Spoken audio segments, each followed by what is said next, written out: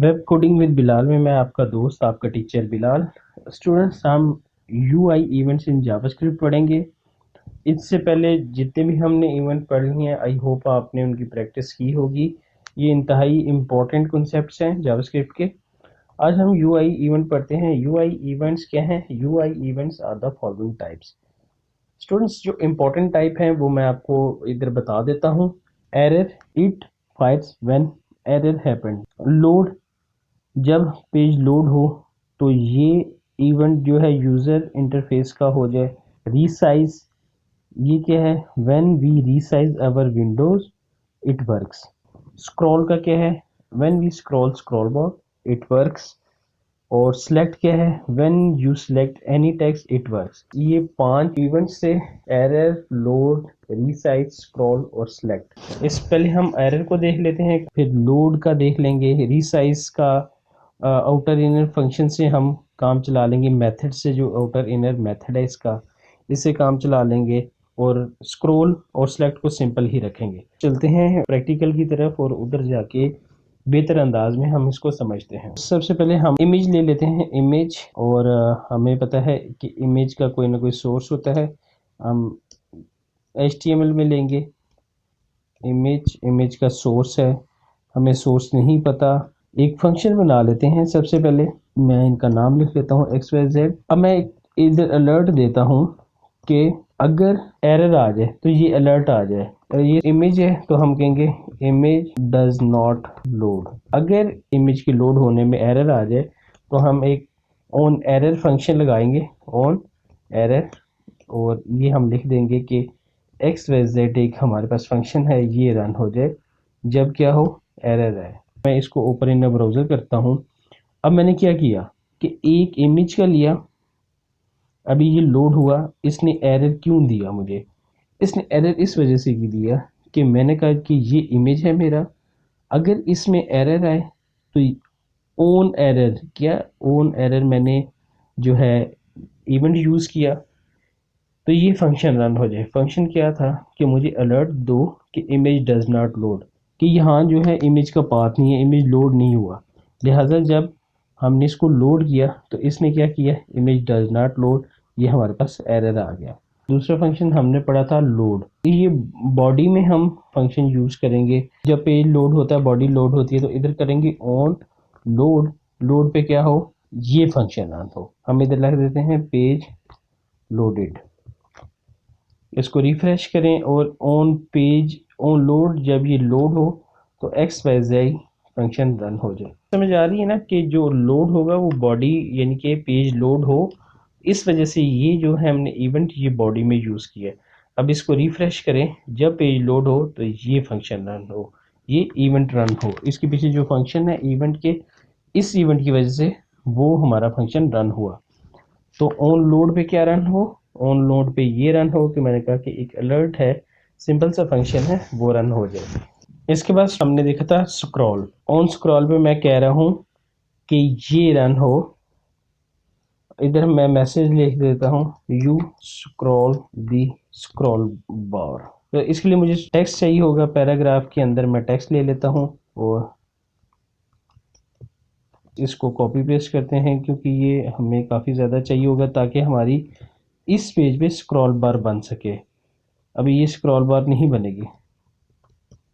Ctrl+S करें, इसको refresh करें, ये स्क्रॉल बार बनी। अब जब मैं इसको छेड़ता हूँ तो उसने क्या है? यू स्क्रॉल द स्क्रॉल बार। ये देखें स्टूडेंट्स, जितनी दफ़ा नीचे आ रही है ये उतनी दफ़ा ये शो करवाएगा। आपको स्क्रॉल का भी पता लग गया होगा, इससे पहले लोड का देखा था वो भी आपको पता लग गया होगा। स्क्रॉल देख लिया, लोड देख लिया था हमने। अब हम टेक्स्ट देखते हैं। ये जो दो इवेंट हैं ये हमने बॉडी पे लगाए हैं, स्क्रॉल और इससे पहले जो इवेंट था हमने क्या कहा था? ऑन लोड और स्क्रॉल, ये बॉडी पे लगाए हैं क्योंकि बॉडी पे ही ये चीज़ शो होगी। इसके बाद हम ऑन सेलेक्ट लगाते हैं। इसके लिए हम इनपुट टाइप टेक्स्ट रखते हैं, ये तो हमें पता है। नेम हम रख लेते हैं सेलेक्ट। और अब क्या कहते हैं? ऑन सेलेक्ट पे क्या हो जाए?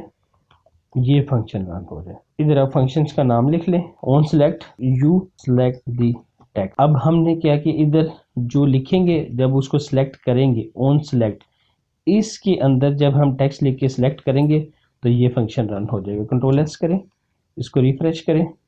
अब इधर मैंने लिख दिया, एक चीज़ लिख दी। अब जब मैं इसको सिलेक्ट करूँगा, रिफ्रेश करें, अब जब मैं इसको सिलेक्ट करूँगा, वाई रन क्यों नहीं हो रहा? ऑन सिलेक्ट ये फंक्शन, इधर आप फंक्शन लगाएं। अब जब मैं इसको स्टूडेंट सिलेक्ट करूँगा तो ये देखें ये फंक्शन रन हो गया, यू सिलेक्ट द टेक्स्ट। अब हम रीसाइज का फंक्शन देख लेते हैं। रीसाइज का जो फंक्शन है वो हमें पता है कि ऑन रीसाइज करने पे क्या हो, एक फंक्शन रन हो जाए। वो फंक्शन हम नीचे लिख लेते हैं। इसको सबसे पहले डिलीट करें। सबसे पहले आप HTML में जाके स्क्रिप्ट, ये है स्क्रिप्ट, स्क्रिप्ट मिट गया, इसको डिलीट करें। HTML में जाके पैराग्राफ दें। पैराग्राफ को आप ID दे दें, ID और वट एवर कुछ भी लिख दें।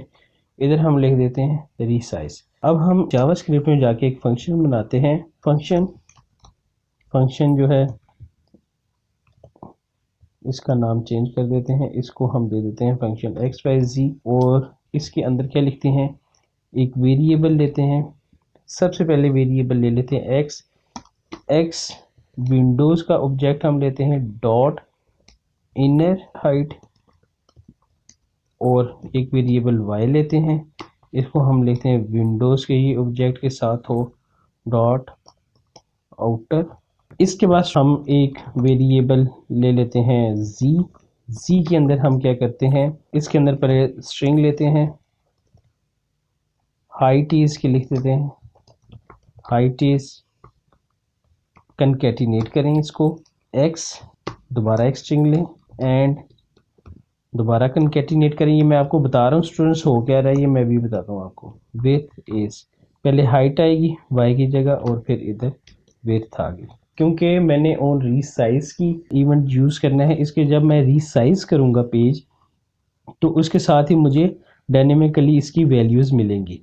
तो ये क्या है, इनर हाइट और आउटर हाइट क्या होगी, ये साथ साथ चेंज होता रहेगा। फंक्शन का नाम लिख लेते हैं इधर ताकि भूल ना जाए। अब इसे क्या करें, डॉक्यूमेंट डॉट गेट, ये आपने पूरा लिखना है, gate element by ID, gate element by ID। ये भी हमने पढ़ा था ना लिखने का तरीका। ID क्या है, इधर आपने नाम लिख देना है ID REC dot inner HTML equal to G small में लिखें। इसको रन करते हैं। जब मैं इसका साइज रीसाइज करूं, ओके, जब मैं इसका रीसाइज करूं ये देखें हाइट जो है हाइट क्यों नहीं चेंज हो रही और विड्थ क्यों चेंज हो रही है। Height Windows dot students inner नहीं है, ये भी आउटर है। कंट्रोल S करें, ओपन इन ब्राउज़र करें। अब जब मैं इसको रीसाइज करूँगा तो देखें इसकी हाइट जब हाइट पे किया तो हाइट रीसाइज हो रही है और जब विड्थ पे किया तो विड्थ रीसाइज हो रही है। ये हमने ये भी बॉडी पे इवेंट लिखना है कि जब हमने स्क्रीन की हाइट या विड्थ मालूम करनी हो तो हम ऑन रीसाइज पे यूज़ करके और इसका मेथड यूज़ करके हम इसकी हाइट और विड्थ मालूम कर सकते हैं। स्टूडेंट्स आई होप आपको ये वीडियो पसंद आई होगी। मिलते हैं नेक्स्ट लेक्चर में।